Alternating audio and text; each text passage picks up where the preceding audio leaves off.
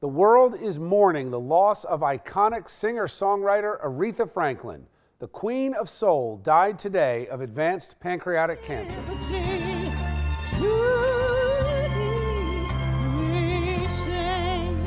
Aretha Franklin's demand for respect came both on and off the stage.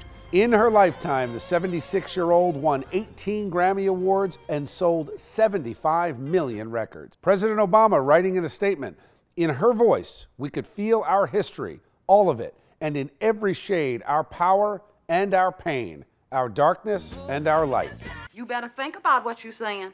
You better think about the consequences of your actions. But Franklin's legacy goes beyond her iconic performances. A close confidant of the Reverend Martin Luther King Jr., her influence extended to the civil rights movement. Her hit cover of Otis Redding's Respect becoming an anthem of black female empowerment.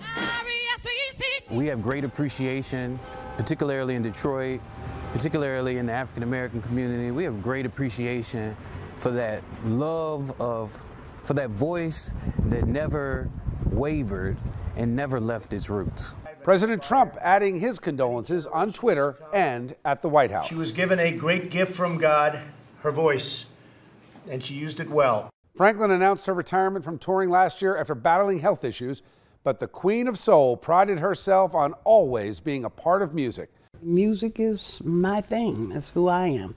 A number of tribute concerts are already in the works as Ms. Franklin's music business friends pay their respects over the next several months.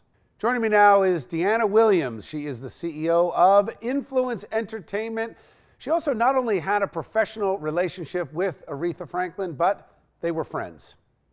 Deanna, welcome back to Chasing News. How are you? Good to be back. First of all, my condolences on the loss of your friend. How are you doing personally? What has this day been like for you? Well, Bill, I've actually been on the air on 100.3 WRMB since this morning with my boss, Karen Vaughn, fielding calls from people who felt like Aretha was a family member. So I haven't had much of an opportunity to process everything, although I received news last week that she was in hospice before the news broke on the media.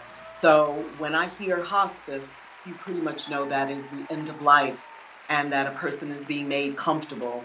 Let me ask you, what was that last interview like that you did with her? She was prepping for a Christmas party at her home. And literally moments before her guests were arriving. And we talked about what Philadelphia meant to her. She had strong ties to Philadelphia. She performed at many of the local venues from the Uptown Theater to Peps.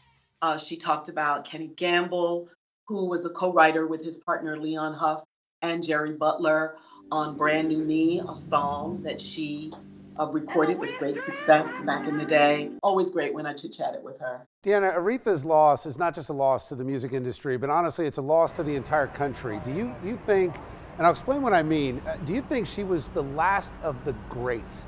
I mean, this was a woman who not only performed at just an exceptional level from a very young age, but crossed all sorts of party lines. She not only sang at President Obama's inauguration, but she got the Medal of Freedom from President Bush. She opened the Trump International Hotel with Donald Trump before he was president. I mean, this was someone who was loved and revered by all.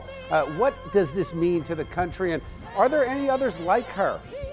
Not just to the country, Bill, but to the world. This is a global situation. People are mourning all over the planet, much like we did when Michael Jackson transitioned, Prince, other greats. There are more of the greats to come. So there's still more people that we need to brace ourselves for.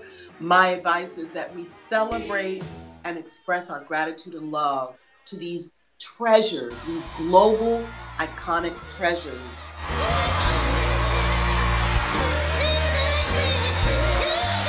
That have given us so much pleasure during the course of our lives.